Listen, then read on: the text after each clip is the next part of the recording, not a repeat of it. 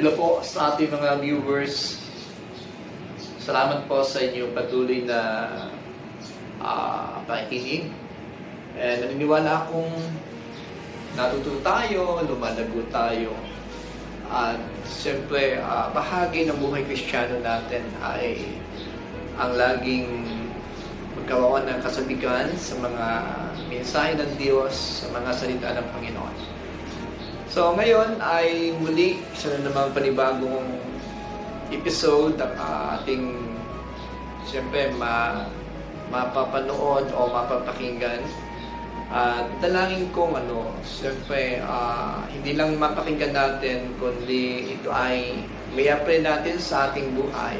At ang biyaya of blessings ng Panginoon ay siyempre naandun sa mga sumusunod sa kanyang mga salita. Okay, so ngayon ay isa namang mensahe ang aking ibabahagi sa inyo. At ako, bago ko ibahagi ito, ay pray talaga sa Panginoon na pangunahan tayo. At alam naman natin, kung sarili lang natin, wala lang, siyempre. Pero kung mayroong pagsama ng Diyos, kung mayroong anointing, ito ay magiging tubig ng buhay para sa atin na magbibigay ng satisfaction. Amen? So let's pray. Heavenly Father, I ask po na patuloy mong pagpatnubay sa amin sa topic po na ito ng forgiveness and repentance. Ito ho ay hindi maging isang pangkaraniwang aral namin lang mapapakinggan, kundi ito ay magdala sa amin sa tunay na kahulugan ng pagsisisi at magbigay ng kagalakan sa katotohanan na kami ay pinatawad mo sa aming kasalanan. Salamat po. I pray in Jesus' name. Amen. Okay, ang topic po natin ay repentance and forgiveness. Ang atin pong batayan ng ating pagpupunan ng aral po na ito ay sa unang Juan chapter 1 verse 9. Sabi doon, kung ipinahahayag natin ang ating mga kasalanan, siya ay tapat at banal upang tayo patawarin at linisin sa lahat ng ating kalikuan. So, ang unang bahagi po ng verse ay ganito ang sinasabi kung ating ipapahayag ang ating kasalanan. In other words, kung ating pagsisisihan ang ating kasalanan. And then sa ikalawang bahagi ay ito naman po ang sinasabi, tatatawarin tayo ng Diyos sa lahat ng ating kalikuan. So dito ho natin kinuha yung repentance at yung forgiveness. So ano ang kahulugan ng repentance? Ano ang kahulugan ng pagsisisi? Ang salitang pagsisisi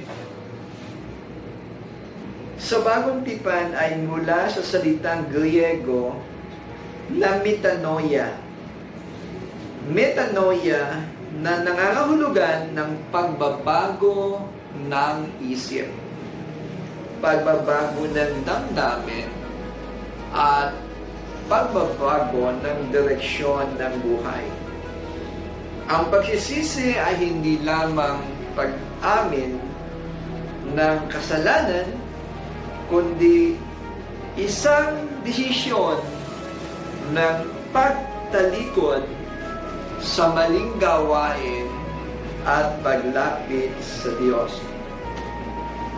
Ang tunay na pagsisisi ay pagkilala na tayo'y nagkasala laban sa Diyos, katulad ng sinasabi ng Awit chapter 51 verse 4.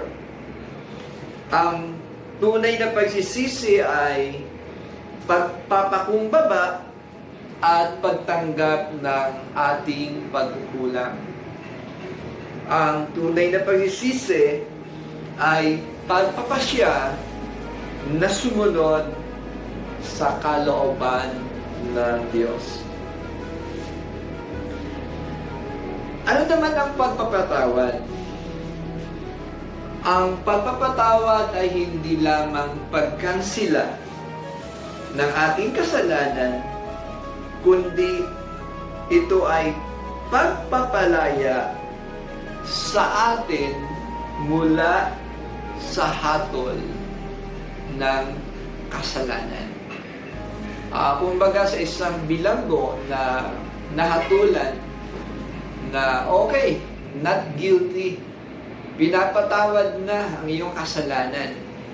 Tapos, nasa loob pa rin ng bilangguan. Parang mahirap paniwalaan, no, na siya'y napatawad. So, ang pagpapatawad sa anumang kasalanan ay paglaya sa iyong kinasasadlakan na kasalanan. So, yun po ang pagpapatawad ng Diyos. Ang pagpapatawad ito ay bunga ng Diyos sa kanyang biyaya sa pamamagitan ni Jesucristo. Sa krus, dinala ni Jesus ang bigat ng ating mga kasalanan upang tayo ay mapawalang sala. Sa Romans chapter 5, verse 8 and 9. Ang kanyang dugo ang naging sakdal na kabayaran para sa ating kaligtasan. Sa Hebrews chapter 9, verse 22. Ang koneksyon ng repentance and forgiveness o ang koneksyon ng pagsisisi at pagpapatawad. Hindi magkahiwalay ang dalawang ito. Ang pagsisisi ang susi. Ang pagpapatawad ang biyaya na bunga ng pagsisisi. Kapag ang puso ng tao ay tapat na nagsisi, ang tugon ng Diyos ay kapatawaran ng kanyang kasalanan. Sabi nga na Santiago chapter 4 verse 8, lumapit kayo sa Diyos at siya'y lalapit sa inyo. Santiago 4 verse 8. Lumapit kayo sa Diyos at siya'y lalapit sa inyo.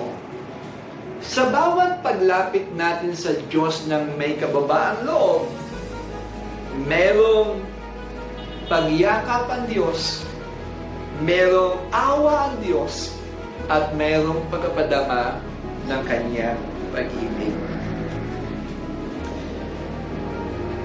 Ang taong tunay na nagsisi ay nagbabago ang ugali, nagbabago ang puso, at nagbabago ang direksyon ng kanyang buhay.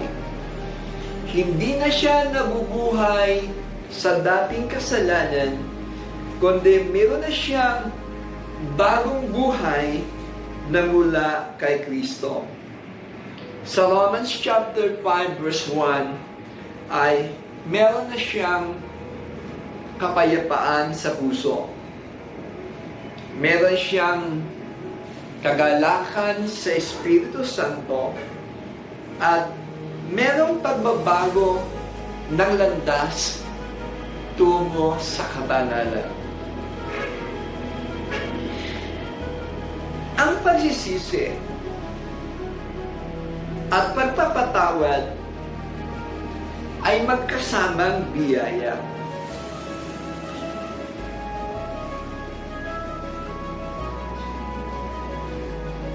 Ang bahagi ng tao ay lumapit sa Diyos at magsisi sa kanyang kasalanan. Ang bahagi ng Diyos ay ipatawad ang ating kasalanan. At sa kalagitnaan ng dalawang ito, ay merong Kristo na namagitan. Kristong tumubos at naawa sa bawat isang lumalapit sa Kanya.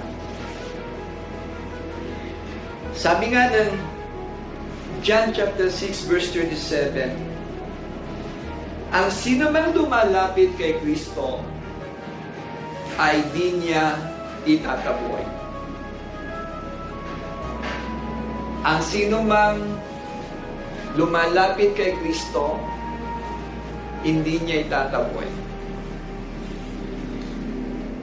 Sa Kanya, may bagong simula at merong buhay na walang hanggan.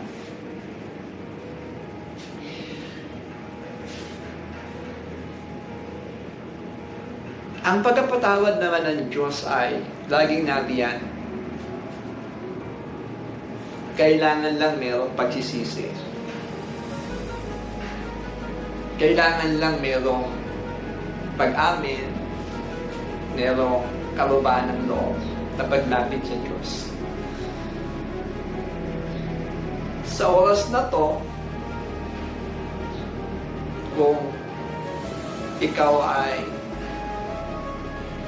gustong tumalikod, kung ikaw ay napapagod sa iyong buhay, gusto mong manumbalik sa Diyos, ang kamay ng Diyos ay laging bukas para tumanggap. Ang kamay ng Diyos ay lagi handang yumakap upang ipadama ang kanyang pag-ibig. So sa oras na to, willing ka bang lumapit sa Panginoon? Willing ka bang magpakumbaba?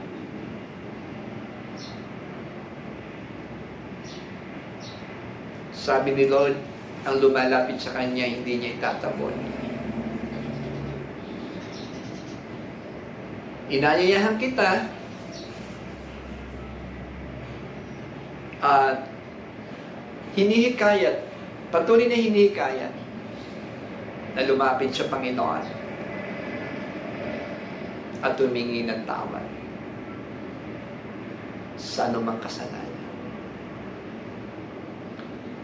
Pwede kitang ipanalangin sa isang panalangin. Sabihin natin, Panginoon Diyos,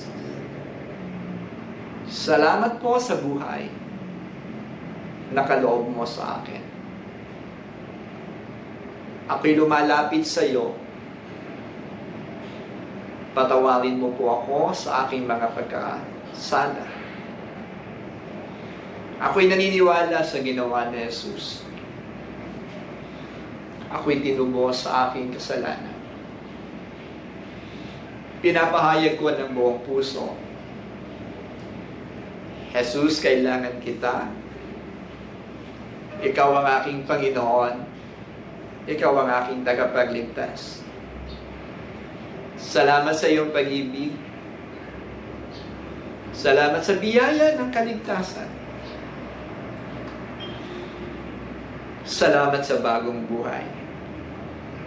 Panginoon, tulungan niyo po ako. Ilayo niyo po ako sa mga tukso. Ilayo niyo po ako sa mga karamdaman. Ngayon, salamat po sa bagong buhay. Sa ngalan ni Jesus. Amen. Amen. Okay, maraming salamat. Muli, sama-sama tayo sa darating pang mga araw na kung saan siyempre may mga bago tayong episode na ating mapapanood, ating mapapakinggan. Pero huwag nating kalimutan mag-share. I-share niyo po ang video na to kung kayo pinagpala. Mag-subscribe po kayo. Opo, wala naman po yung bayad. Hallelujah. And then, pwede po kayong mag-suggest, mag-comment para sa lalo pang magiging nakabuluhan nating pagsasama sa gawain na ito ng ating Panginoon. So, salamat po. Ang inyong po lingkod, si Pastor Louie. Sa Diyos po ang lahat ng papuri, ang lahat ng pasalamat. God bless.